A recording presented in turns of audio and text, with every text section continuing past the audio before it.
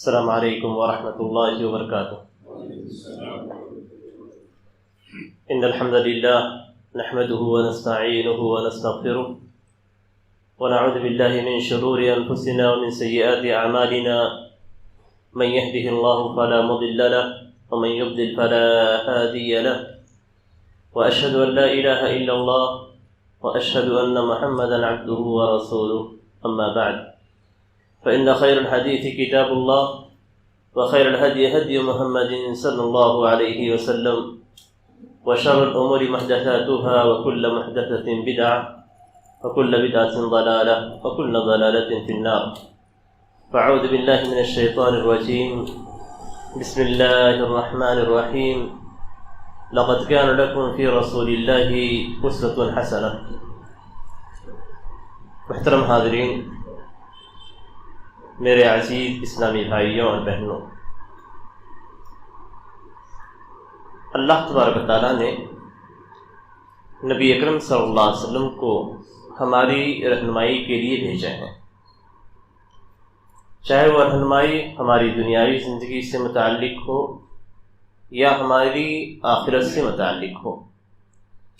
اور انبیاء کرام کے بعثت کا مقصد بھی یہی ہوتا تھا کہ اللہ تبارک و تعالیٰ کی عبادت کی طرف دعوت دیں، اور یہی عبادتیں دنیا میں ان کی سعادت کے لیے، لوگوں کی سعادت کے لیے بنائی گئی ہیں، اور اسی سے آخرت کی سعادت بھی جڑی ہوئی ہے۔ چونکہ اسی دنیا سے ہمیں گزر کر آخرت تک پہنچنا ہے، تو اس دنیا کے اندر جو چیزیں ہمارے سامنے آتی ہیں وہ چیزیں ایسی ہوتی ہیں کہ کبھی ہمیں پریشان کرتی ہیں، کبھی ہمیں خوشی پہ دوچار کرتی ہیں، لیکن پریشانی کے عالم میں بھی ہمیں اسلام کے احکامات کو ماننا ہے، اور خوشی کے عالم میں بھی اسلام کے احکامات کو نہیں بھولنا ہے۔ ایسا نہیں ہے کہ پریشانی کے عالم میں ہم اللہ تبارک و تعالیٰ کی جانب رجوع کریں، اور جب خوشی حاصل ہو، اچھے ایام آئیں، تو ہم اللہ تبارک و تعالیٰ کو بھول جائیں۔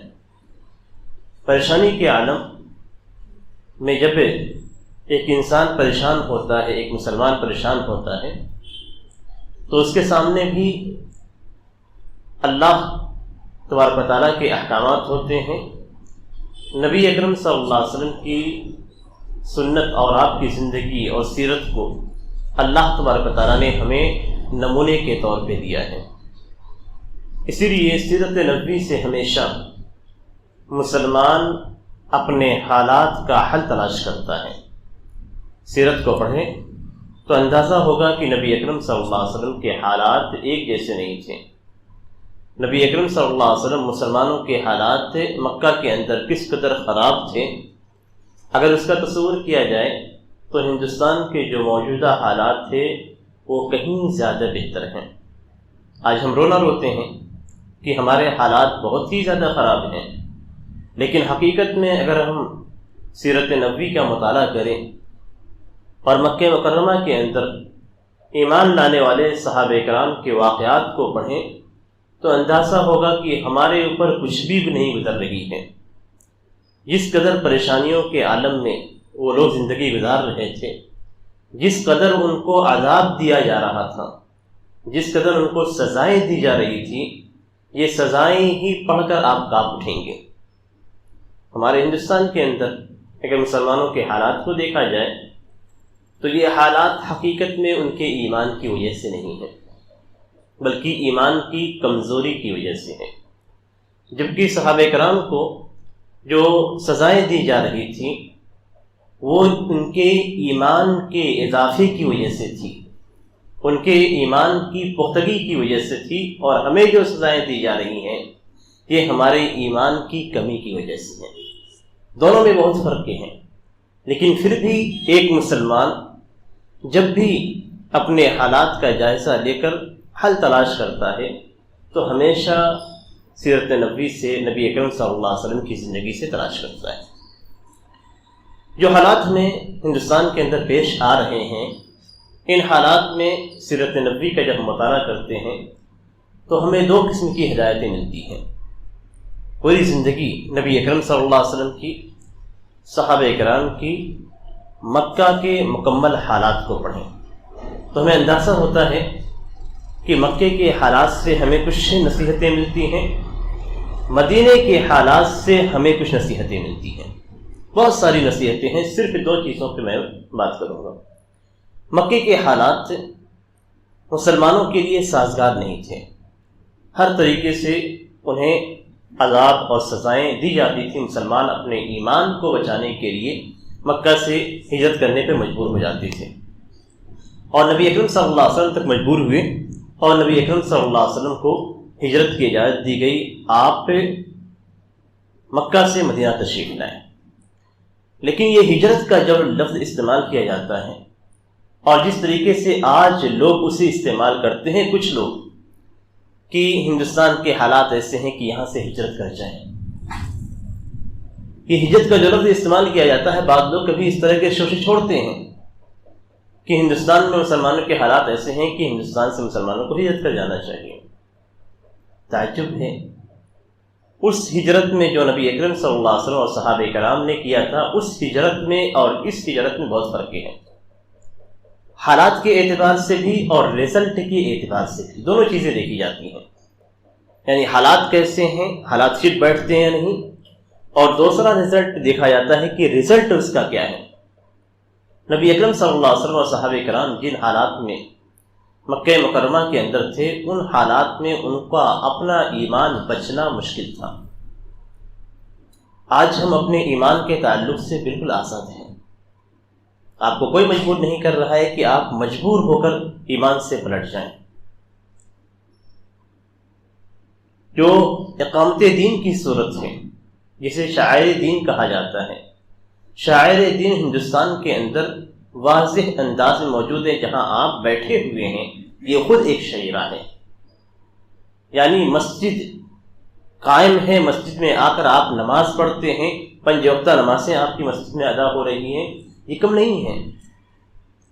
مکہ کے اندر مسلمانوں کے حالات دیکھیں تو مسلمانوں کے لیے مسجد کے اندر آ کے باجماعت نماز پڑھنا مشکل تھا، ان کے لیے اپنے ایمان کا اظہار کرنا مشکل تھا۔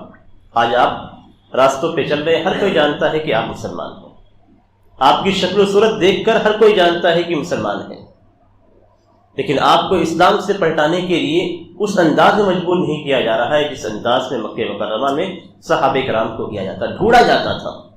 نبی اکرم صلی اللہ علیہ وسلم کی ہجرت کے واقعات دیکھیے تو کس طریقے سے نبی اکرم صلی اللہ علیہ وسلم کو ڈھونڈا جا رہا تھا کہ آپ کو پکڑا جائے اور پکڑ کر آپ کا کام تمام کر دیا جائے۔ یہ صورتحال تھی۔ اس صورت میں نبی اکرم صلی اللہ علیہ وسلم نے ہجرت کی تھی۔ مسلمانوں کی حالت ہندوستان میں ایسی نہیں ہے، مسلمان آزاد ہیں، چاہیں تو نماز پڑھیں، اور آزاد ہیں شرعی اعتبار سے نہیں، اپنی ذہنی اعتبار سے کہ نماز نہ پڑھیں، آزادی ہے ان کے ہاں۔ ہم مسجدوں میں نہیں آتے ہیں، ہماری یہ کمی ہے، مسجدوں کو ہم آباد نہیں کرتے ہیں، یہ ہماری کمی ہے، لیکن مسجدیں آپ کی یہاں پہ موجود ہیں اور آپ آسانی کے ساتھ آ کر اپنی عبادت کو ادا کر سکتے ہیں۔ شہادتین کے بعد سب سے جو اہم چیز ہے وہ نماز ہے۔ کوئی بھی شخص غیر مسلم بھی اسلام میں داخل ہوتا ہے تو ایسی صورت میں اسے آزادی حاصل ہے ہندوستانی قانون کے مطابق۔ جس طریقے سے ایک مسلمان کے لیے یہ آزادی موجود ہے ہندوستانی قانون میں کہ وہ اسلام سے پھر جائے، ایسے ہی کسی بھی دھرم کے ماننے والے، کسی بھی مذہب اور دین کے ماننے والے کے لیے آزادی ہے کہ وہ دوسرے مذہب میں داخل ہو جائے۔ قانونی طور پہ اس کے لیے کوئی پریشانی نہیں ہے، اور معاشرتی طور پہ بھی اس کے لیے کوئی پریشانی نہیں ہے، یعنی وہ چاہے تو اپنے علاقے کو تبدیل کر کے دوسرے علاقے میں ہندوستان کے چلے جائے۔ لیکن ہجرت کرنے کی صورت میں نتیجہ کیا ہوگا، یہ صورتحال ہے، رزلٹ کیا ہوگا، اور یہ صورتحال جو ہندوستان کے اندر ہے، مکہ مکرمہ کی صورتحال، یعنی نبی اکرم صلی اللہ علیہ وسلم کی مکی زندگی کے صورتحال سے الگ ہے، وہاں فٹ نہیں بیٹھتی۔ دوسرے رزلٹ کے اعتبار سے جو ہم دیکھیں تو نبی اکرم صلی اللہ علیہ وسلم نے مکہ سے مدینہ کیوں ہجرت کی؟ کیا صرف اپنے ایمان کو بچانے کے لیے؟ نہیں، نبی اکرم صلی اللہ علیہ وسلم نے ہجرت کی اسلام کو پھیلانے کے لیے۔ مکہ مکرمہ میں آنے کے بعد اسلام پھیلا، مسلمانوں کو آزادی ملی کہ وہ دعوت دین کو لے کر ادھر ادھر جائیں، لوگوں کو بتلائیں۔ آپ دیکھیے مکے کی 13 سالہ زندگی اور مدینے کی 10 سالہ زندگی، ہجرت کے بعد کا رزلٹ کیا رہا ہے اور ہجرت سے پہلے کے حالات کیا رہے ہیں۔ کیا آپ اگر ہجرت کر کے کسی دوسرے مقام پہ چلے جائیں گے تو یہ رزلٹ حاصل ہوگا آپ کو؟ اس کے برعکس حاصل ہوگا۔ اور برعکس سے تاریخ کا اگر مطالعہ کریں ہندوستان کی تو معلوم ہو جائے گا کہ تقسیم ہند کے وقت جب کچھ لوگوں نے یہ نعرہ اٹھایا کہ مسلمان پاکستان چلے جائیں اور ان کے لیے الگ ایک ملک تیار کیا جائے گا، بہت سارے مسلمانوں نے دھوکہ کھایا۔ علماء نے کھڑے ہو کر لوگوں کو بتلایا کہ اس کے نقصانات کیا ہیں۔ جنہوں نے سمجھا وہ ہندوستان میں رہ گئے، جو نہیں سمجھ سکے وہ ہندوستان سے چلے گئے، اور آج بھی ان کے گھر، اور آپ دیکھیں تو دلی اور دوسری جگہوں پہ، پنجاب کی دوسری جگہوں پہ مسلمانوں کی مسجدیں غیر مسلموں کے قبضے میں موجود ہیں، ان کے گھر غیر مسلموں کے قبضوں میں ہیں، ان کے گھروں کے اندر آیات لکھی ہوئی ہیں۔ نقصان کیا ہے؟ آپ دیکھیں رزلٹ کیا ہے۔ رزلٹ یہ ہے کہ آپ کی مسجدیں ویران ہو گئیں۔ جو مسجدیں پہلے موجود تھی، جن میں نمازیں ادا کی جاتی تھیں، آپ نے خود اپنے ہاتھوں سے ان مسجدوں کو برباد کر دیا۔ آج اگر آپ بھی اس طریقے کو اپناتے ہیں تو آپ کی یہ مسجد بھی ویران ہو جائے گی، اس طرح کی سینکڑوں بلکہ لاکھوں مسجدیں ویران ہو جائیں گی۔ کیا کوئی مسلمان برداشت کرے گا کہ اس کی ایک مسجد کسی غیر مسلم کا گھر بن جائے، یا ان کی عبادت گاہ بن جائے، یا پھر اسے اپنے مویشیوں کے لیے استعمال کیا جائے؟ یہ ساری صورتیں تاریخ کے اندر موجود ہیں ہندوستان کی، خود اپنی تاریخ اگر آپ پڑھیں تو آپ کو معلوم ہو جائے گا۔ تو رزلٹ کے اعتبار سے بھی ہم نقصان میں رہیں گے۔ تو ہجرت کا کچھ جو لوگ نعرہ اڑاتے ہیں یا پوشیدہ طور سے کام کرتے ہیں اور لوگوں کو ہجرت پہ ابھارتے ہیں ہندوستان سے دوسرے ملکوں کے لیے ہجرت کرنے کے تعلق سے، تو حالات کے اعتبار سے بھی ہجرت نہیں ہوتی ہے اور رزلٹ کے اعتبار سے بھی ہجرت نہیں ہے، دونوں اعتبار سے۔ تو سوال یہاں پہ یہ پیدا ہوگا کہ ہندوستان میں ان حالات میں ہم کس طریقے سے رہیں۔ صحابہ کرام رضی اللہ تعالیٰ عنہ جب تک کہ مکہ کے اندر تھے اور انہیں ہجرت کی اجازت نہیں دی گئی تھی، تو صحابہ کرام نے اور ان کے امام نبینا محمد صلی اللہ علیہ وسلم نے کیا طریقہ اختیار کیا؟ آپ صلی اللہ علیہ وسلم مشرکین کی جانب سے دی جانے والی اذیتوں پہ صبر کرتے تھے۔ صحابہ کرام رضی اللہ تعالیٰ عنہم صبر کرتے تھے اور اپنے ایمان پہ، اسلام پہ قائم رہتے تھے۔ تو آپ کو کتنی بھی تکلیف دی جائے، آپ کے اوپر کتنی ہی مصیبتیں کیوں نہ ٹوٹ جائیں، آپ کو اپنے ایمان پہ ثابت قدم رہنا ہے، بلکہ اپنے ایمان کو مزید پختہ کرنے کی ضرورت ہے۔ قرآن کریم کے اندر اللہ تبارک و تعالیٰ نے فرمایا کہ ام حسبتم ان تدخلوا الجنہ ولما يأتكم مثل الذين خلوا من قبلكم مستهم البأساء والضراء وزلزلوا حتى يقول الرسول والذين آمنوا معه متى نصر الله۔ کیا تم یہ سمجھتے ہو کہ ایسے ہی جنت میں داخل ہو جاؤ گے؟ کن کو کہا گیا ہے؟ وہی صحابہ کرام جو مکہ مکرمہ کے اندر مصیبتیں جھیل رہے تھے، وہی صحابہ کرام جو نبی اکرم صلی اللہ علیہ وسلم کے ساتھ غزوات میں شریک تھے، انہیں کہا گیا ہے کہ ام حسبتم ان تدخلوا الجنہ، یعنی یہ ان کا ایمان کتنا اونچا تھا وہ تصور کیجیے۔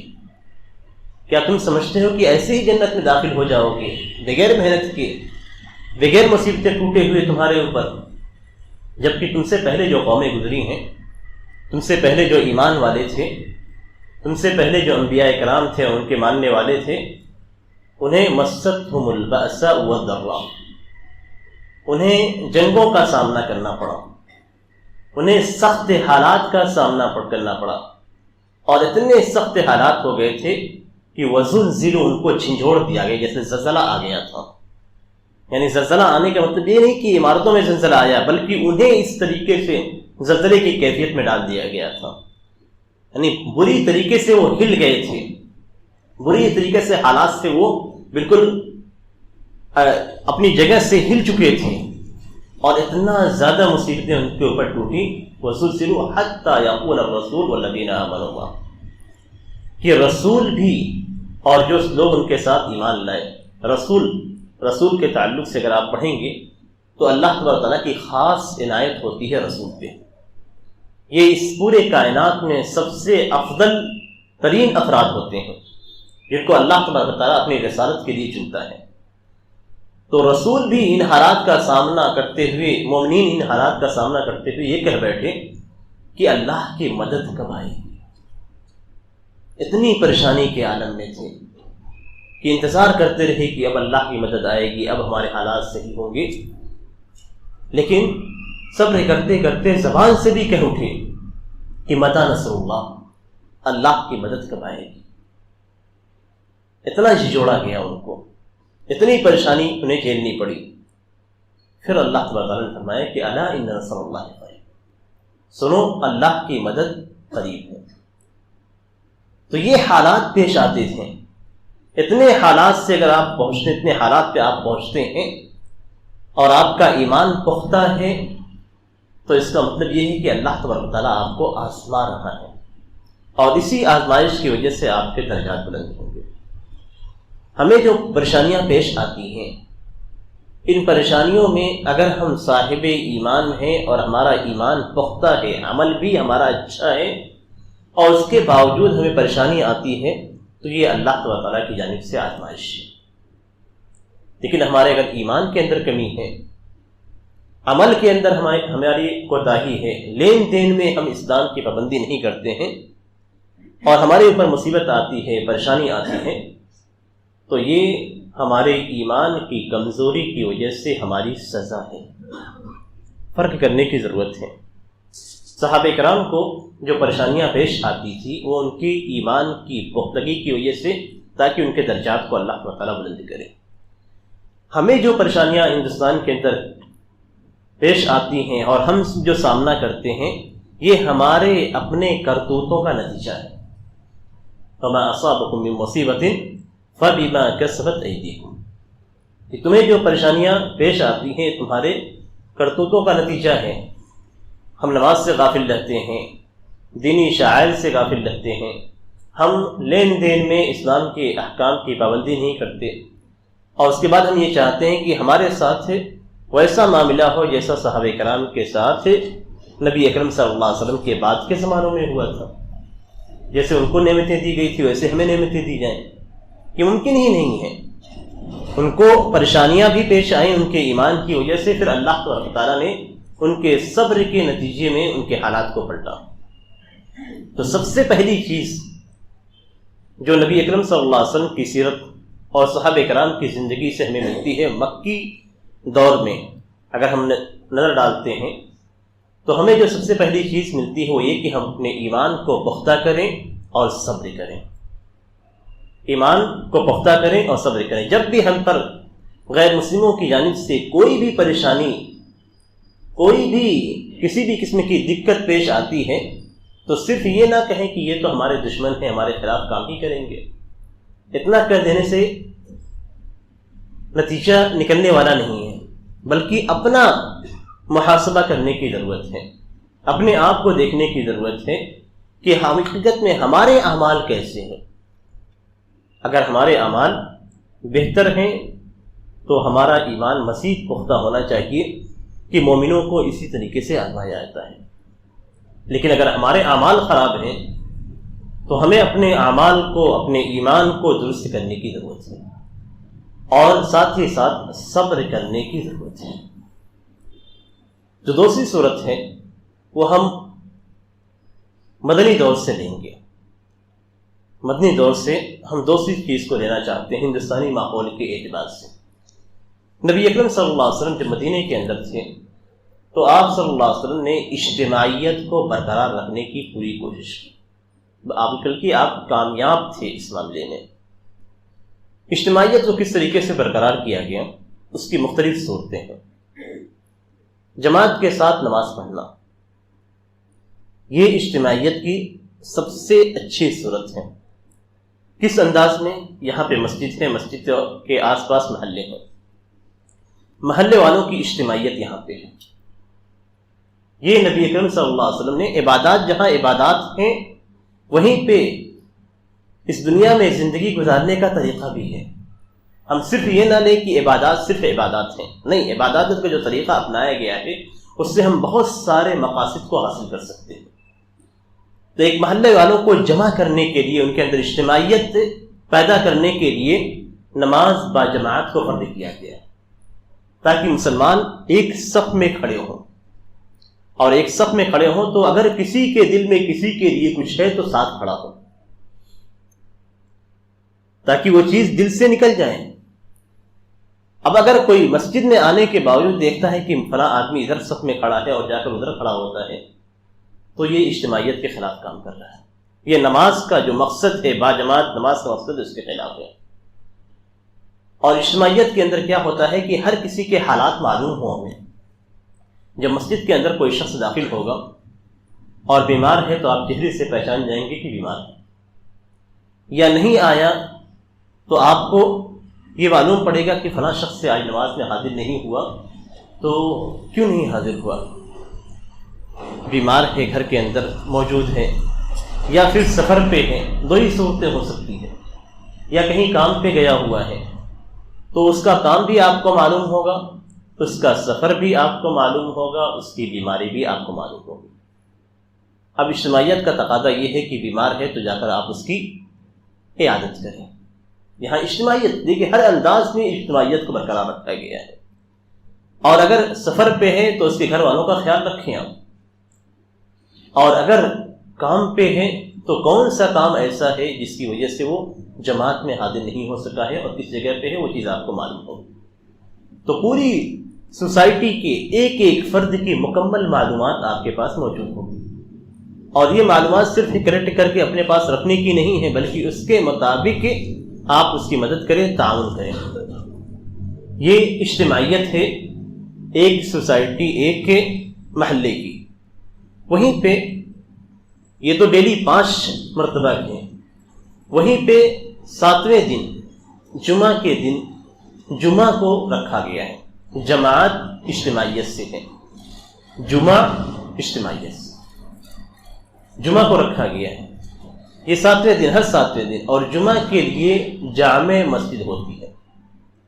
جامع مسجد کا مطلب یہ ہے کہ اگر چھوٹا محلہ ہے تو مسجد موجود ہے، لیکن کوئی ایک بڑی مسجد ہوتی ہے جہاں مختلف محلے کے افراد آ کر جمع ہوتے ہیں۔ تو یہاں ایک سوسائٹی کو دوسری سوسائٹی سے جوڑا گیا ہے، اس طریقے سے اجتماعیت کو پھیلایا گیا ہے۔ اب پھر سال میں دیکھیں تو پورے ایک شہر کے افراد باہر نکل کے عید کی نماز ادا کرتے ہیں، وہاں پورے شہر کی اجتماعیت کا خیال رکھا گیا ہے سال میں 2 بار۔ اور اسی اجتماعیت کو نبی اکرم صلی اللہ علیہ وسلم نے مدنی زندگی میں اپنایا تھا۔ نبی اکرم صلی اللہ علیہ وسلم کے ساتھ منافقین رہتے تھے، نبی اکرم صلی اللہ علیہ وسلم ایک ایک منافق کو جانتے تھے۔ حضرت حذیفہ رضی اللہ تعالیٰ عنہ کو نبی اکرم صلی اللہ علیہ وسلم نے بتلایا تھا، ایک ایک منافق کا نام بتلایا تھا کہ فلاں شخص منافق ہے، فلاں منافق ہے، فلاں منافق۔ جانتے تھے، مسلمانوں کی صفوں میں داخل تھے وہ، اور مسلمانوں کو نقصان پہنچانے کے لیے داخل تھے۔ اور اسی لیے حضرت عمر بن خطاب رضی اللہ تعالیٰ عنہ نے حضرت حذیفہ رضی اللہ تعالیٰ عنہ سے پوچھا۔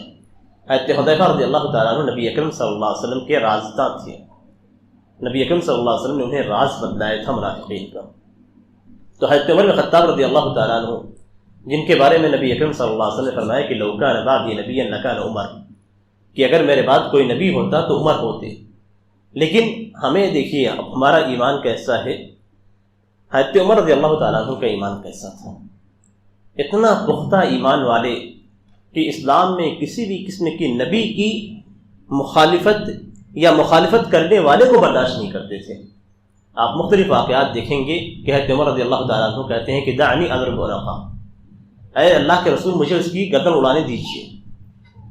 اسی لیے مشہور تھے کہ اس طرح کی شدت اور غیرت ان کے اندر پائی جاتی تھی، پھر بھی وہ حضرت حذیفہ رضی اللہ تعالیٰ عنہ کے پاس جا کر ان سے پوچھتے ہیں کہ کیا اللہ کے رسول نے میرا نام لیا تھا؟ سوچیے، یعنی منافقین میں کیا اللہ کے رسول نے میرا نام لیا تھا؟ آج ہم تھوڑا سا اسلام ہے ہمارے پاس، تھوڑا سا ایمان ہے، اپنے آپ کو مومن سمجھتے ہیں، مسلم سمجھتے ہیں، سب سے پختہ مسلمان سمجھتے ہیں، اور حضرت عمر رضی اللہ تعالیٰ عنہ صاحب ایمان جا کر پوچھتے ہیں کہ کیا اللہ کے رسول نے میرا نام اس میں لکھا تھا؟ اب سوچیں، تو منافقین نبی اکرم صلی اللہ علیہ وسلم کے ساتھ موجود تھے، نبی اکرم صلی اللہ علیہ وسلم جانتے تھے کہ فلاں فلاں شخص منافق تھے، لیکن اس کے باوجود انہیں جنگوں میں شریک کرتے تھے، جنگ میں جاتے تھے۔ کیوں؟ ایسا نہ ہو کہ منافقین کٹ جائیں تو لوگ یہ دیکھیں کہ محمد صلی اللہ علیہ وسلم کے ماننے والے بکھر چکے ہیں۔ اجتماعیت کا خیال کیا گیا، اجتماعیت کا اس حد تک خیال کیا گیا۔ منافقین کو جانتے تھے، قتل کرنے کے لیے بعض صحابہ کرام نے ذکر کیا تو نبی اکرم صلی اللہ علیہ وسلم نے فرمایا کہ کہیں ایسا نہ ہو کہ لوگ یہ کہنے لگیں کہ ان محمدًا یقتل اصحابہ، کہ محمد اپنے ساتھیوں کو قتل کر رہا ہے، اس لیے کہ دیکھنے والے کیا سمجھیں گے کہ یہ مسلمان ہیں، منافق بھی مسلمان ہیں، اس لیے کہ اسلام کو ظاہر کرتے تھے، تو کل لوگ یہ کہنا شروع کر دیں گے کہ محمد اپنے ساتھیوں کو قتل کرتا ہے۔ اس ڈر سے اور اجتماعیت کو برقرار رکھنے کے لیے منافقین کو غزوات میں شریک کیا جاتا تھا، جاتے تھے نبی اکرم صلی اللہ علیہ وسلم کے ساتھ، اور پیچھے نہیں رہتے تھے، پیچھے رہ بھی گئے تو ان کو بلا وہ آ کر نبی اکرم صلی اللہ علیہ وسلم کے پاس عذر پیش کرتے تھے، آپ قبول بھی کرتے تھے ان کے عذر کو۔ تو اس طریقے سے معاملہ نبی اکرم صلی اللہ علیہ وسلم نے کیا۔ آج ہماری اجتماعیت دیکھیے، ہم اپنے ہی دوسرے مسلمان بھائی کو برداشت نہیں کرتے کہ نہیں وہ فلاں مسلک سے ہیں۔ نبی اکرم صلی اللہ علیہ وسلم نے منافق کو برداشت کیا، جس کے تعلق سے قرآن میں ہے کہ فی الدرک الاسفل من النار، کہ منافقین جہنم کے سب سے نیچے طبقے میں ہوں گے، یعنی ان کا کفر عام کافر سے کہیں زیادہ ہے، اس لیے کہ کفر کے ساتھ ساتھ وہ مسلمانوں کو دھوکہ دے رہے ہیں، تو ان کا کفر عام کافروں سے زیادہ ہے، لیکن اس کے باوجود نبی اکرم صلی اللہ علیہ وسلم نے اجتماعیت کے پیش نظر انہیں برداشت کیا۔ اور آج ہم وہ مسلمان جو زبان سے کلمہ توحید ادا کرتا ہے، تھوڑی سی غلطیاں ہیں عقیدے کے تعلق سے، اور اسی طریقے سے مسلکی اختلاف، جو فقہی اختلاف ہیں، یہ سارے اختلافات موجود ہیں اور ہم برداشت کرنے پہ تیار ہیں۔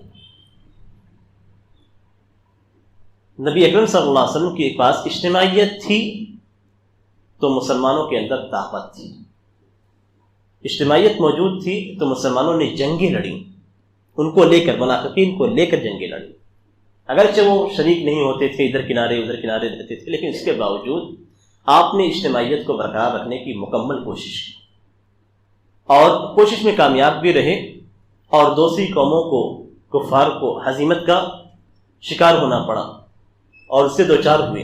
لیکن آج ہماری کیفیت کیا ہے؟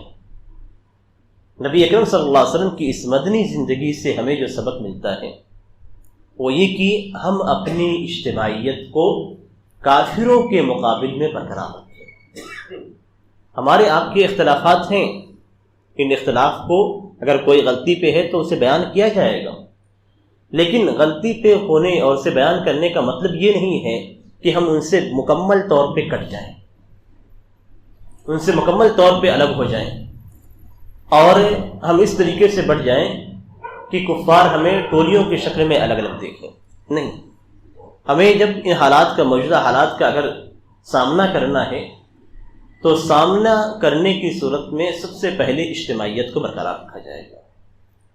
ٹھیک ہے، آپ اپنے عقیدے پہ قائم ہیں، آپ کا عقیدہ صحیح ہے، آپ کا عمل بھی صحیح ہے، آپ بہت سارے معاملات میں، اسلام کے بہت سارے معاملات میں صحیح راہ پہ چل رہے ہیں، لیکن اس کے باوجود آپ اپنے دوسرے مسلمان بھائی کو چھوڑ نہیں سکتے ہیں۔ اجتماعیت ہونی چاہیے، یہ اجتماعیت ہمیشہ کفار کے سامنے ہونی چاہیے۔ گھروں کے اندر اختلاف ہوتا ہے، لیکن گھر کے افراد گھر کے راز کو اور گھر کے اختلاف کو باہر ظاہر نہیں کرتے ہیں، کبھی نہیں ہوتا۔ بھائی بھائی میں اختلاف ہے، لیکن اس کا فائدہ دشمن اسی وقت اٹھاتا ہے جب وہ اپنے اختلاف کو باہر ڈال دیتا ہے۔ جب تک اختلاف گھر کے اندر ہے اور بھائی بھائی کو بھائی سمجھ رہا ہے، تب تک کہ کوئی بھی دشمن ان دونوں کو نقصان نہیں پہنچا سکتا ہے، لیکن جب بھائی بھائی کو دشمن سمجھنے لگے تو دشمن دونوں کو آسانی کے ساتھ برباد کر دیتا ہے۔ اور یہ آپ دیکھتے ہیں کہ ہماری معاشرتی زندگی کے اندر بھی، جس زندگی میں ہم گزار رہے ہیں، جہاں بھائی کا بھائی سے اختلاف ہوتا ہے، وہاں دوسرا دشمن آ کر اس ایک بھائی کو دوسرے بھائی کے خلاف بھڑکاتا ہے اور بھڑکا کے اس سے الگ کر دیتا ہے، ان دونوں کو لڑا دیتا ہے اور خود فائدہ اٹھاتا ہے۔ تو ہماری بھی کیفیت یہی ہے کہ آج ہم آپس میں ہی لڑنے میں لگے ہوئے ہیں۔ اختلافات چاہے عقیدے کے ہوں چاہے مسائل کے ہوں، اس میں راجح بیان کرنا آپ کا کام ہے، صحیح عقیدے کو بیان کرنا آپ کا کام ہے۔ سامنے والا قبول کرتا ہے تو بہت اچھی بات ہے، نہیں قبول کرتا ہے تو اس کا مطلب یہ نہیں ہوتا کہ ہم اس سے بات چیت بند کر دیں، اس کے تعلق توڑ دیں، نہیں۔ آج ہمارا انفرادی تعلق بھی اپنے مسلم بھائیوں سے ہونا چاہیے، ہے بھی ہمارا انفرادی تعلق اپنے ان بھائیوں سے بھی ہے جن سے ہمارا عقیدے میں اختلاف ہے، جن سے ہمارا مسلک میں اختلاف ہے، لیکن کہاں پہ؟ کاروبار کے معاملے میں، دین کے معاملے میں نہیں۔ کاروبار کے معاملے میں ہم جا کے اس کی دکان سے خریدتے ہیں، اس سے ہم سامان بیچتے ہیں، یہ سارے کام کرتے ہیں، لیکن دین کا معاملہ آتا ہے تو ہمارے ہو جاتے ہیں۔ نہیں، دینی اجتماعیت بھی ہونی چاہیے، جمعیات کا آپس میں اتحاد ہونا چاہیے، چاہے مسلک مختلف کیوں نہ ہو، لیکن دوسروں کے سامنے ہم متحد رہیں۔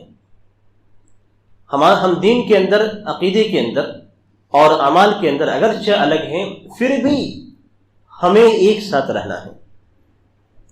جہاں ہمیں یہ نظر آئے کہ مسلمانوں کو نقصان پہنچایا جا رہا ہے، وہاں ہم سب ایک ہوں۔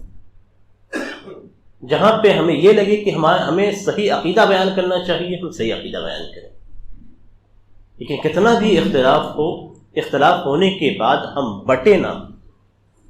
وَاعْتَصِمُوا بِحَبْلِ اللَّهِ جَمِيعًا وَلَا تَفَرَّقُوا، کہ اللہ کے رسی کو مضبوطی سے پکڑ لو اور آپس میں گروہ گروہ بن کر نہ رہو کہ الگ الگ جماعتیں بنا دی جائیں۔ الگ جماعتیں بنانے کا نتیجہ کیا ہوتا ہے کہ اسلام کی، مسلمانوں کی ہوا اکھڑ جاتی ہے، کمزور ہو جاتے ہیں، اور جب مسلمان کمزور ہو جاتا ہے تو اس کے بعد اس کی کوئی ویلو کسی کافر کی نگاہ میں نہیں ہوتی۔ آج ہم جتنا مطالعہ اپنے مسلمانوں کا نہیں کرتے ہیں، اس سے کہیں زیادہ مطالعہ ہم مسلمانوں کا کفار کرتے ہیں۔ کافر جانتے ہیں کہ ان کے یہاں اہل الحدیث بھی ہیں، دیوبندی بھی ہیں، تبلیغی بھی ہیں، بریلوی بھی ہیں، شیعہ بھی ہیں، یہ ساری چیزیں ان کو معلوم ہیں جو ہمارے خلاف کام کر رہے ہیں۔ عام ہندو سے آپ پوچھیں گے تو اسے شاید نہ معلوم ہو، لیکن جو ہمارے خلاف کام کر رہے ہیں ان کو یہ معلوم ہے کہ مسلمان گروہوں میں بٹے ہوئے ہیں اور کس طریقے سے انہیں لڑایا جائے۔ اور عام طور پہ ہم جو مختلف سوشل میڈیا کے مختلف سائٹس پہ ہم جو لڑتے ہیں، ان لڑنے والوں میں بھی اگر آپ دیکھیں گے تو بہت ساری جگہوں پہ آپ کو غیر مسلم ملیں گے جو شوشے چھوڑتے ہیں اور اس کے بعد لڑاتے ہیں۔ تو یہ کام وہ ہمارے خلاف کر رہے ہیں، ہمارے اپنے اختلاف کو وہ خود ہوا دے کر ہمیں الگ کرنے کی کوشش کر رہے ہیں۔ لیکن ہماری ذمہ داری یہ بنتی ہے کہ جب نبی اکرم صلی اللہ علیہ وسلم نے منافقین کو برداشت کیا تو ہمارے اوپر واجب ہے کہ ہم اپنے مسلمان بھائی کو برداشت کریں، کوئی بھی ہو، کسی بھی مسلک سے تعلق رکھنے والا ہو۔ ہم جس طریقے سے نبی اکرم صلی اللہ علیہ وسلم منافقین کو لے کر کفار سے لڑائی کرتے تھے، ایسے ہی ہم اپنے مسلمان بھائیوں کو اپنے ساتھ رکھ کر اسلام کو مضبوط کریں اور اسلام پہ حملہ کرنے والوں کا جواب دیں، زبانی طور پہ بھی، اخلاقی طور پہ بھی، اجتماعی طور پہ بھی۔ جہاں بھی ہم دیکھیں کہ اختلافات کو ابھارا جا رہا ہے وہاں ہم اختلافات کو بند کرنے کی کوشش کریں۔ یہ نہیں کہ سوشل میڈیا پہ ہم ابھاریں اس چیز کو، نہیں، ابھارنا نہیں ہے۔ اور یہ چیز مسلمانوں نے الحمدللہ مختلف پلیٹ فارم میں کی ہے۔ جیسے طلاق ثلاثہ کا مسئلہ آیا تو اہل الحدیث نے ساتھ دیا، اپنے موقف کو انہوں نے واضح بھی کیا، اور ساتھ ہی ساتھ جو مسلم تنظیمیں تھیں جو اس سلسلے میں کام کر رہی تھیں ان کے ساتھ کھڑے ہوئے۔ تو یہی اجتماعیت کا اصل مقصد ہے۔ پردے کا معاملہ ہے تو ہم سارے مسلمان ایک ساتھ رہیں، کوئی یہ اختلاف نہ کرے کہ نہیں چہرے کا پردہ نہیں ہے، عورت ایسے بھی آ سکتی ہے، یہ سارے اختلافات آپ سائڈ پہ رکھیے۔ جو اجتماعی چیز ہے اس پہ آئیے اور اسی کو آگے بڑھانے کی کوشش کیجیے اور اپنی اجتماعیت کو ہمیشہ برقرار رکھنے کی کوشش کیجیے۔ سیرت نبوی سے ہمیں یہ دو سبق ملتے ہیں، اور بھی اسباق ہیں جو مسلمانوں کے حالات سے متعلق ہیں، لیکن اگر ہم نے اتنا ہی کر لیا تو ہمارے لیے مضبوطی اس انسان کے اندر پائی جائے گی۔ حالات پہ صبر کرنا سیکھیں، ایمان کو پختہ کرنے کی کوشش کریں، اپنے اعمال کو درست کرنے کی کوشش کریں اور اجتماعیت کو برقرار رکھیں۔ یہ دو چیزیں اگر ہم کرتے ہیں تو ایک مدنی دور سے اور ایک مکی دور سے ہم نے سبق حاصل کیا۔ اللہ تبارک تعالیٰ سے دعا ہے کہ اللہ تبارک تعالیٰ ہمیں ان حالات میں صبر کرنے کی توفیق عطا فرمائے اور ہمارے ایمان میں جو کمی ہے اس کمی کو پورا کرنے کی ہمیں توفیق دے اور ہمیں اپنی اجتماعیت کو برقرار رکھنے کی اور اس سے تعلق سے کوشش کرنے کی توفیق عنایت فرمائے۔ آمین۔ وصلی اللہ علی نبینا محمد وعلی آلہ وصحبہ وسلم۔ السلام علیکم ورحمۃ اللہ وبرکاتہ۔